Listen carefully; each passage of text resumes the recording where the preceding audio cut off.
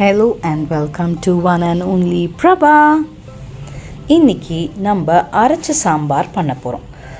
அதுக்கு தேவையானது வந்துட்டு ஒரு கிளாஸ் துவரம் பருப்பு எடுத்திருக்கேன்.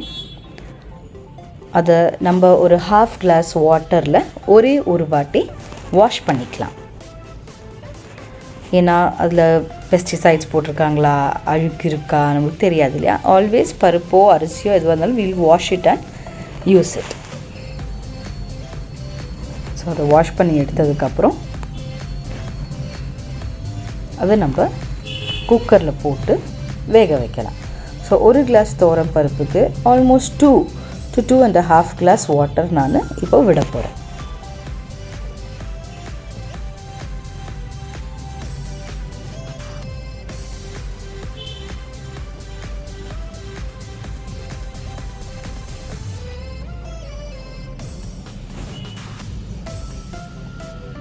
பருப்பு வேக போடும்போது கொஞ்சம் அரை டீஸ்பூன் மஞ்சள் தூள் போட்டுக்கலாம்.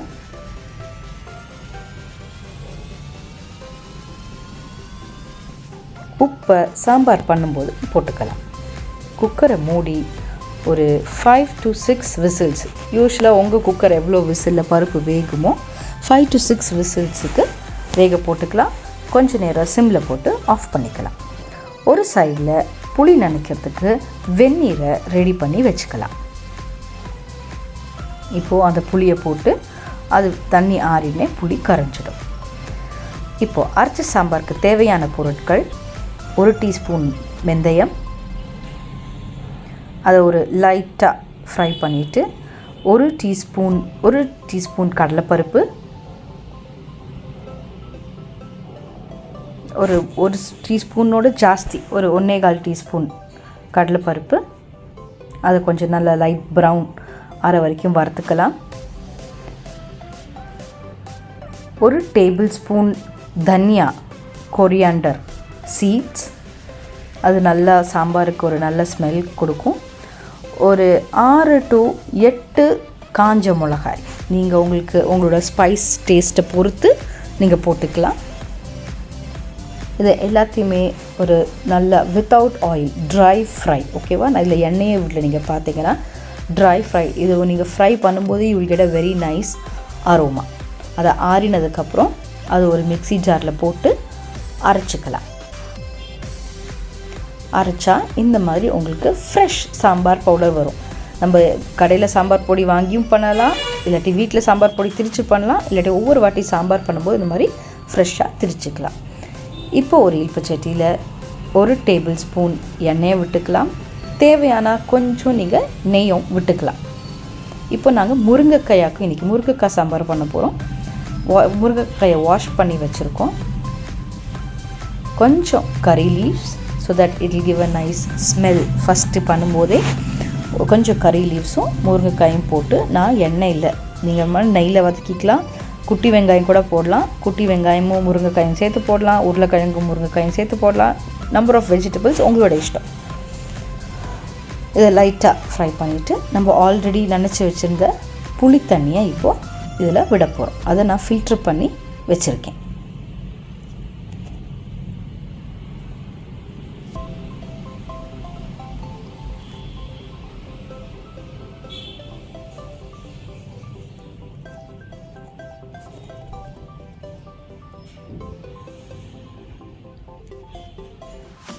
இப்போ இந்த புளி தண்ணியில் நம்ம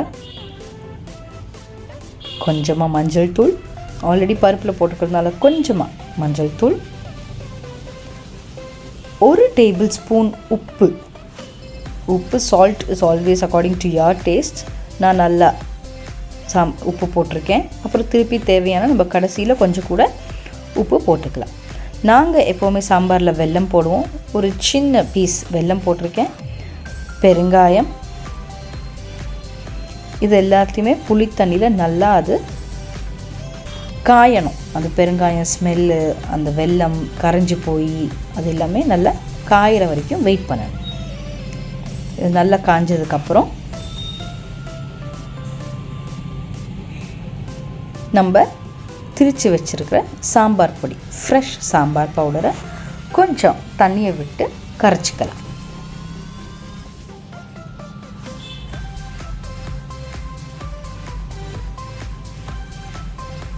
அதை கரைச்சிட்டு நம்ம ஆல்ரெடி காஞ்ச புளி தண்ணிக்குள்ளே அதை விட்டுக்கலாம்.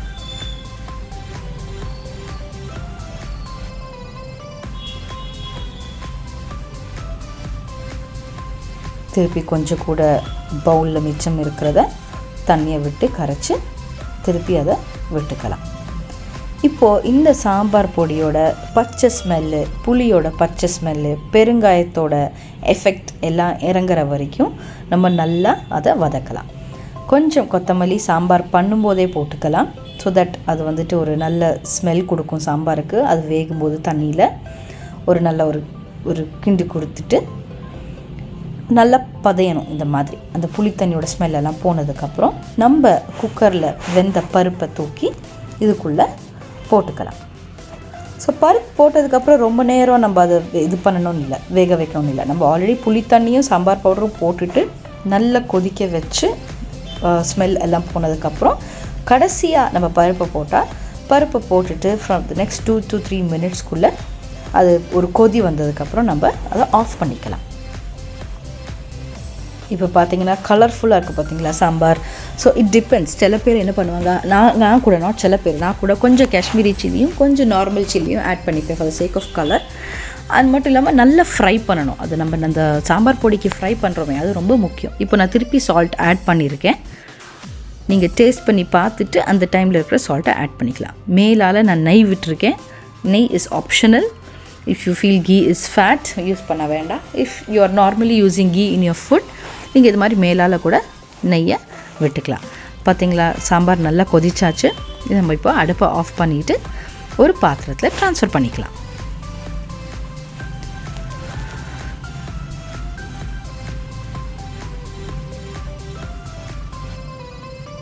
நல்லா கம முருங்கைக்காய் சாம்பார் இப்போ ரெடி ஆயாச்சு. மேலால் சீசனிங்க்கு கொத்தமல்லி, அழகுக்கு ஒரு குட்டி இல்பச்சட்டியில் எண்ணெயை விட்டு கடுகு பொரித்து கொட்டிடலாம்.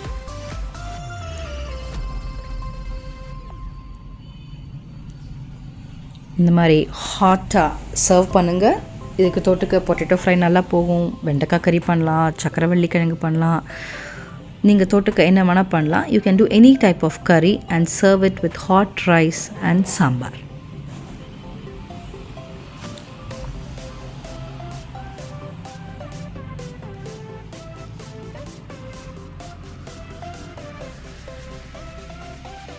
சாம்பார் ரெடி.